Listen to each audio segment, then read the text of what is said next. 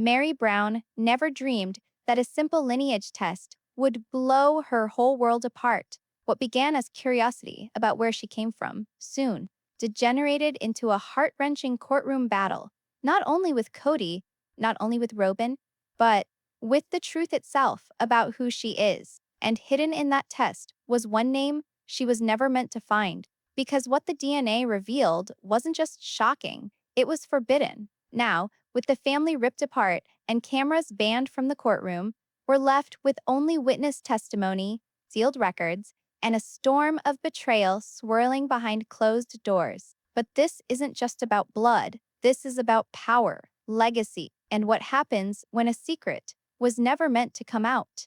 Until now, stick with me, because at the conclusion of this tale, one surname will make everything you believed about the Brown family change. The courthouse is filled with the scent of aged wood, dust, and silent fear, the type that festers in the air before something shatters. A long, narrow corridor leads past a pair of double doors, shut, heavy, and in weight. Beyond, the bench is shiny, the judge still, and the gallery is largely vacant, save for the faces that previously referred to themselves as family. Mary Brown enters first. Her face is calm, but her eyes give her away. They are sleep-deprived for days. She's by herself. There is no one walking next to her, no one behind. She holds a manila envelope tightly against her chest, the kind that weighs too much to be paper. At the far end of the room, Cody relaxes back into his chair, arms folded, features impulsive, but his eyes blink, briefly, when he catches sight of her. And Robin, she doesn't so much as blink. She stares Mary down, lips drawn tight into a thin, knowing line. This courtroom isn't about legal custody or financial settlement. It's about something older, deeper, something no camera crew ever caught, no tabloid ever uncovered. The moment the gavel falls, Mary's voice cuts the silence. Your Honor, I'm submitting DNA evidence to this court, evidence that explains everything and exposes everyone. This isn't the type of case that airs on TV. It's the type that people will talk about for years, but never mention out loud. Let's go back in time. It began 6 months prior to this. Mary, alone and drained emotionally, had purchased a simple DNA ancestry kit. A friend had suggested it, something to take her mind off of the increasing silence in her house. Cody never called. Robin was now the only queen of the Brown house, and Mary, she'd become a shadow in her own existence. When the results came in, she anticipated family trees, ethnic breakdowns, perhaps a long-lost cousin. What she received instead was a private message from the DNA platform itself, labeled confidential match. The name it produced didn't belong to any relative she knew, but the match was close, too close. She searched it again and again. She cross-referenced public records, birth certificates, marriage certificates. She followed the name back, not on her family side, but on Cody's. That was when the timeline began to crack. Cody and Robin had always maintained that their love was destiny, godly intervention, a spiritual connection, but the DNA indicated something else, something involving blood, deceit, and a common ancestor that no one was supposed to be aware of. Mary had taken the test to Christine first. It's a mistake, Christine whispered, grasping the report in a white-knuckled grip. It has to be. It's not, Mary declared. And if I'm correct, it means I married into a lie. Some truths don't yell. They whisper, then rot everything from the inside. In the weeks that followed, Mary continued to dig. The more she dug, the more trends began to emerge. The secretive inheritance Robin once battled for, the behind-the-scenes gossip regarding Cody's extended family, the manner in which Robin's children were treated as if they were different. It wasn't favoritism, it was protection. Protection from what? That was the question that had led her here. Courtroom RB, a private civil hearing she had submitted under the guise of identity fraud. What she is going to say, however, might destroy the very underpinning of the Brown family and even the validity of Cody and Robin's union. Judge Renner, a reserved man with a face sculpted from stone, motions for her to continue. What you're about to see may not make sense at first, Mary says, opening the envelope with shaking hands. But once it does, you'll understand why I've been erased from this family, why Christine walked away, why Janelle stopped fighting, why Cody and Robin needed me gone. She slides the first document across the table. The judge reads, his brow furrows, and Cody, for the first time, leans forward. Sometimes the truth is not buried. It's right in front of you, waiting for someone with the courage to read it out loud. Robin fidgets in her seat, her knuckles bleach white. She opens her mouth as if to say something, but doesn't. The judge finally glances up. Ems, Brown, are you claiming that there is a blood relation between yourself and Miss S? Robin Brown? Silence? Then, yes, Your Honor, and that it was never revealed to me prior to marrying Cody Brown. It all grinds to a halt. The air is heavy. Someone in the audience gasps. And for the first time, Cody is scared. What Mary just said isn't merely personal. It can render their marriage unlawful. It can reveal crimes hidden beneath the mantle of religion. And it's just the tip of the iceberg. The deeper Mary digs, the more perilous the truth is. And what if the family you believed in kept more than a name? What if the one who betrayed you was bound to your blood from the start? The courtroom is quiet, the kind of quiet that seems manufactured, like the world held its breath, waiting for someone to take their first breath. Mary's voice bounces off the walls. Yes, Your Honor. I think Robin Brown is biologically connected to me, and that this was concealed intentionally. Robin finally responds. Her voice shatters the quiet like glass breaking under tension. That's crazy. You're distorting this? This isn't what you think it is? She rises too rapidly. The bailiff holds up a hand, prepared to act. The judge gestures for restraint, but Mary doesn't even blink. Her voice remains soft, firm. I'm not here to debate. I'm here to demonstrate to you the reality. She passes a second sheet down, this one embossed with the Ancestry site's official seal, marked through the DNA similarity.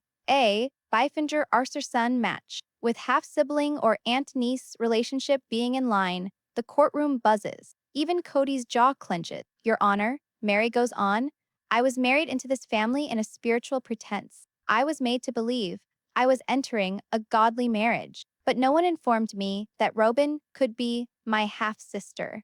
And just like that, the family soap opera becomes something sinister, something illegal. The judge looks over at Cody, Mr. Brown. Did you know about this biological relationship? Cody pauses. He stammers for the first time in the whole proceeding. Oh, no. I, I didn't know. Robin and we never even considered looking. You never thought? Christine's voice slices through the air like a knife. She stands in the back, arms folded, expression inscrutable. Or you never cared? Everyone turns their heads. Christine advances. She's not included in the legal filing, but she insisted on being here. Observer status. Now, she's speaking up. I recall the day Robin joined the family. You explained to us that she was meant to be.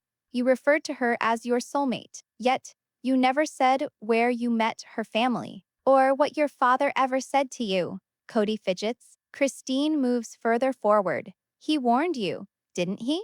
About the Jessops, that they were too interwoven, that the bloodlines had crossed too many times. Mary's eyes widen. Jessup? Jessup? That was my mother's maiden name. The courtroom isn't just heavy now. It's electric. The kind of charge that comes before thunder. When truth meets blood, history rewrites itself in real time. Cody stands suddenly. This is absurd. We're exhuming old family trees like this is a crime show. It was spiritual. It was love. But his voice breaks. He's not shouting from conviction. He's trapped. Defensive. The judge raises an eyebrow. Mr. Brown, you are challenging the DNA evidence presented? I'm saying. I never knew, Cody says, glancing back and forth between Robin and Mary. Robin's lips quiver. Cody, do not lie. The room comes to an exact standstill. Christine's face darkens. Say that again. Robin's eyes are red. Not red anymore, but dry, I told you. Years ago, when I discovered who my father actually was, I told you the names were the same. You said it didn't make a difference, that we were bound in heaven, not on paper. Mary looks like she's been punched in the chest, you knew? Robin turns to her, voice raw. I didn't know you were the one. I swear, I just knew there was overlap. My mom told me, and I tried to forget it, because if I said something, everything would have fallen apart. So instead, Mary says icily, you let me burn. The judge clears his throat. Let the record show that both parties admit previous suspicion of blood relation and failure to reveal it prior to entering spiritual union. The gavel hits the wood, we'll break for recess. 30 minutes, everyone stands, but no one moves. It's like they're frozen in the rubble of something sacred, now shattered. Mary sits back down slowly, staring at the DNA report in her hands. Christine approaches quietly, resting a hand on her shoulder. You ready for what's coming next? Mary doesn't look up. Not really, but I've come this far. Yalian in the other corner of the room, Robin is weeping, not crying, but shaking silently, mouth pursed tightly like a dam ready to burst. Cody is pacing back and forth, muttering to himself. He resembles a man unwinding by the thread. Then the door opens, a woman enters, late Worcesters, navy business, suit, shining pale blue eyes that survey the courtroom like a surgeon measuring for the first incision. She presents the bailiff with a sealed envelope. I represent the Jessup estate, she says to the judge. We have a sealed testimony that must be submitted from the mother of both Ms. Mary Brown and Mrs. Robin Brown. The room gasps. The judge nods. Bring it forward. Mary's lips part slightly, barely a breath escaping. Because she recognizes the name signed on the envelope, it's her mother's, and her mother has been dead for 7 years. Suppose the individual you trusted most left a last secret behind. The envelope quivers in the bailiff's hand as he hands it on. Renner straightens his glasses, then breaks the seal with careful deliberation. The paper within is faintly yellowed, handwritten, dated 7 years previously. Mara can hardly catch her breath. The courtroom around her dissolves. For a moment, she's not here. She's in her mother's kitchen, the air heavy with cinnamon and somber sorrow, the way it was always after her father abandoned them. Her mother never talked much about the past, but this is her voice, back from the dead. The judge clears his throat. This is an affidavit by the late Eleanor Jessup Benson. It says, and I quote, he starts reading, to whoever finds this letter, there are things that I was instructed not to ever speak of. Blood that was supposed to go unspoken. But truth doesn't rot in silence. It ferments, and it poisons everything. Soraya goes white.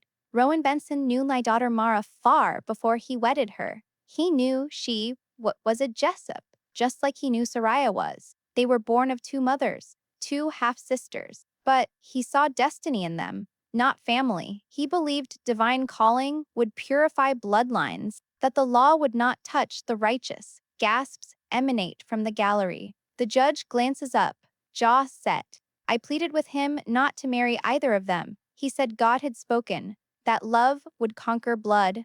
But this is not love. This is conscienceless legacy. When the dead whisper, the living are forced to listen. Soraya falls into her seat. Claire stands like a statue, hands trembling, eyes burning with something hard and icy. You knew, she breathes to Rowan, all this time. You knew they were half-sisters. Ooh. Rowan's lips part, but no sound escapes. Mara says it at last, her voice dark, husky. Did you ever love me, Rowan? Or was I just a prophecy to fulfill?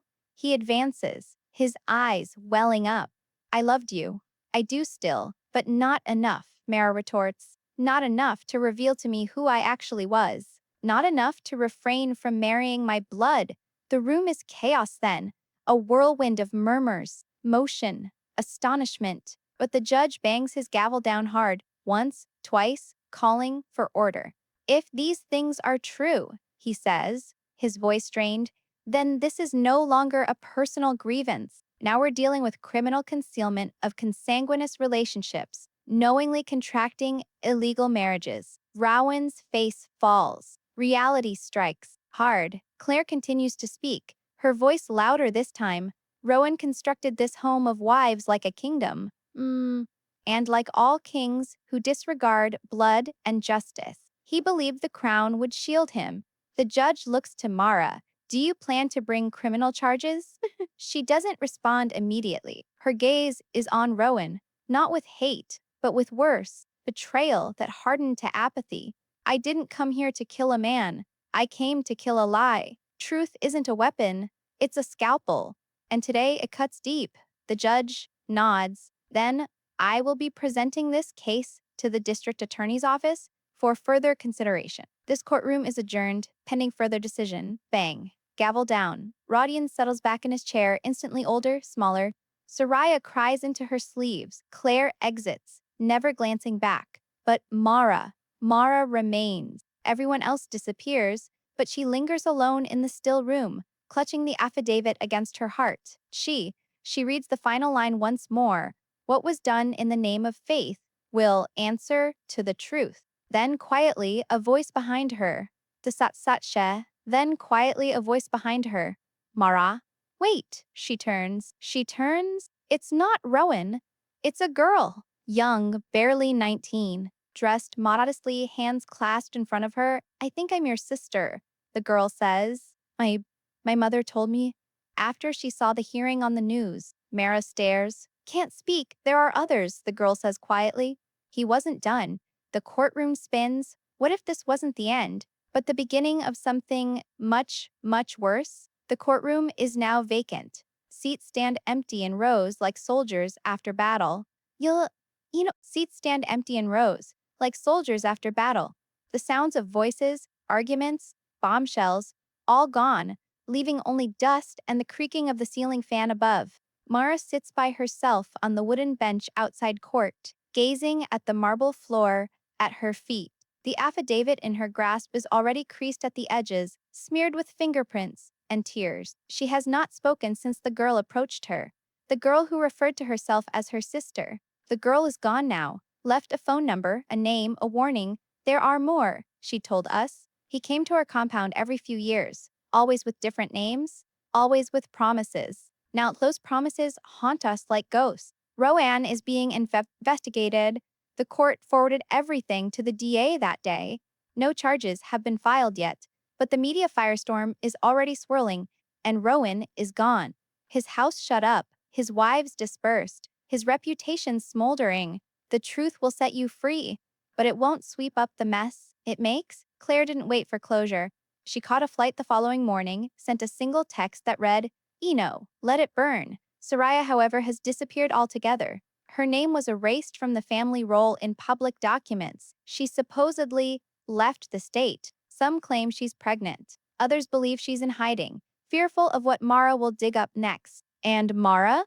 She just walks daily, through the old part of town, by the church she was wed at, by the bakery that her mom used to own, by the graveyard, where the same mom lies now, the one whose confession ripped everything wide open. But Mara doesn't feel triumphant. She doesn't even feel powerful. She feels unraveled, like she finally ripped away a mask to discover one more hiding behind it. And another, and another.